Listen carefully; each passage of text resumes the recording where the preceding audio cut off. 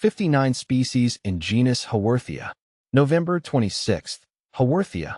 Haworthia, the succulent jewel, represents November 26th. Haworthia symbolizes protection and independence. You thrive on your own terms and protect your inner peace. Like its fleshy leaves, you are strong and self-sufficient. My fascination with Haworthia. Hi, I'm Ferb Vu, and I've been an avid plant enthusiast for years now. While my interests span a wide variety of flora, I've found myself particularly drawn to the fascinating world of succulents, especially the genus Haworthia. These captivating miniature succulents, hailing from the southern regions of Africa, have captivated me with their incredible diversity and unique adaptations to arid environments. A diverse genus. The genus Haworthia belong to the Asphodelaceae family, encompasses a vast array of species, each boasting distinctive characteristics that set them apart. See full list at monsteraholic.com. How to propagate Haworthia. Propagating Haworthia is surprisingly easy and one of the most rewarding aspects of growing these plants. The most common method is by offsets, which are small plantlets that grow at the base of the main plant. Simply separate these offsets from the parent plant using a clean knife, ensuring they have some roots attached. Allow the offsets to dry for a day or two before planting them in fresh succulent soil. Another method is by leaf cuttings. Gently twist a healthy leaf from the main plant, making sure to get a clean break. Let the leaf dry and callus over for a few days before placing it on top of succulent soil. In a few weeks, you should see tiny roots and new plantlets forming. When to repot Haworthia. Repotting Haworthia is generally needed every 2 to 3 years or when the plant outgrows its pot. You'll know it's time to repot if you see roots emerging from the drainage holes or if the plant looks overcrowded.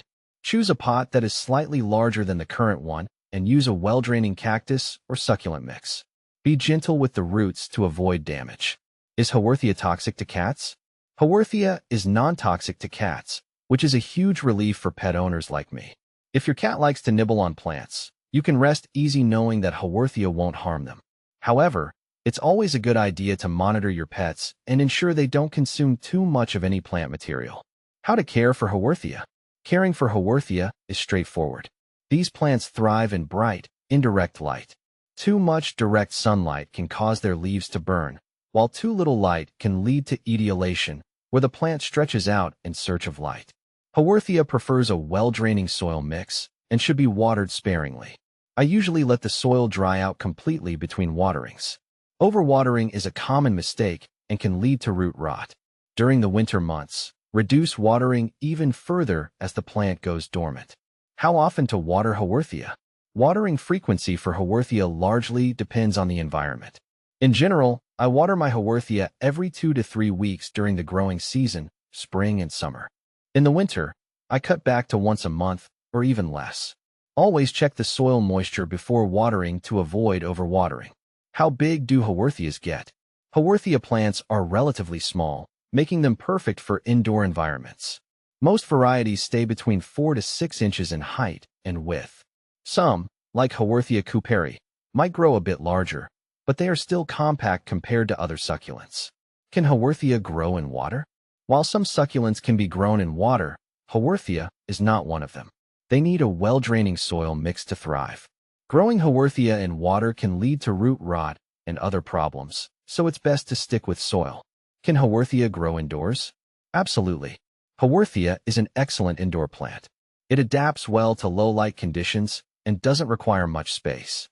Place it near a window with indirect sunlight for the best results. Haworthia versus aloe. Haworthia and aloe both belong to the succulent family, but have distinct differences. Haworthia typically has smaller, more compact rosettes with a rough texture, while aloe plants often have larger, more elongated leaves and are usually more fleshy. Aloe vera is known for its medicinal properties, whereas Haworthia is primarily grown for its ornamental value. Haworthia versus Gasteria. Haworthia and Gasteria are similar in appearance, but can be distinguished by their leaf arrangement and texture. Gasteria usually has more elongated leaves with less pronounced tubercles, bumps, compared to Haworthia. Both plants are excellent for low-maintenance indoor gardening. Haworthia versus Haworthiopsis. Haworthiopsis is a genus that was once classified under Haworthia. The key difference is that Haworthiopsis plants typically have more translucent and often less rugged leaves. The two are quite similar, but can be differentiated by their leaf structure and growth habits. Haworthia versus Aloe striata. Aloe striata, also known as the coral aloe, differs from Haworthia in size and leaf shape. Aloe striata has broader, more fleshy leaves with a smooth surface, whereas Haworthia leaves are generally smaller and have a rougher texture. Aloe striata also tends to grow larger and more upright compared to the compact Haworthia. Haworthia versus aloe vera. Aloe vera is renowned for its medicinal properties and has thick, fleshy leaves with a gel-like interior. Haworthia, on the other hand, is more ornamental, with smaller, textured leaves that don't have the gel-like substance found in aloe vera. Both are easy to care for, but aloe vera requires slightly more water and sunlight compared to Haworthia. Haworthia versus lace aloe. Lace aloe, or Aloe aristata, is another variety with distinctive features. It has smaller, pointed leaves with white, lace-like markings. In contrast, Haworthia usually has more robust leaves with tubercles or bumps. Both are attractive, but their leaf textures and growth habits set them apart. Haworthia versus Tallista. Tallista is a genus closely related to Haworthia, and distinguishing between the two can be tricky. Tallista plants generally have more pronounced leaf patterns and often exhibit more variation in leaf color.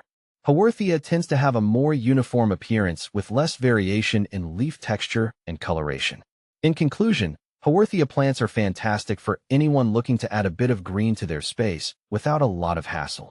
Their ease of care and adaptability make them a great choice for both beginners and experienced plant lovers alike.